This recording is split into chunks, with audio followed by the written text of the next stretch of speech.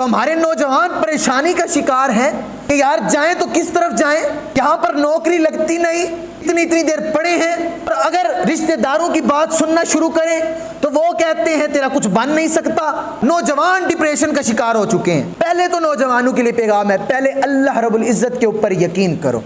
किसी और के दर पर जाने के बजाय रब की बारगाह में आकर पहले अर्ज करो कि सोने रब्बा बंदे तेरे हैं। यहाँ पर एक तरफ से तो घर वालों की सुनते हैं, दूसरी तरफ से बाहर वालों की सुनते हैं, जाएं तो किस तरफ जाएं। पहले यकीन अल्लाह रब्बुल इज्जत की बारगाह में हो, अल्लाह रब्बुल इज्जत को अपना समझा जाए, तो फिर आप उन लोगों के लिए जवाब हैं। तो लोग कहते हैं कि तुम्हारा कुछ बन नहीं सकता, उनसे इतना कहो कि भाई तुम कौन होते हो हमें ये कहने वाले कि हमारा कुछ नहीं बन सकता, हम कौन सा लावार से हैं।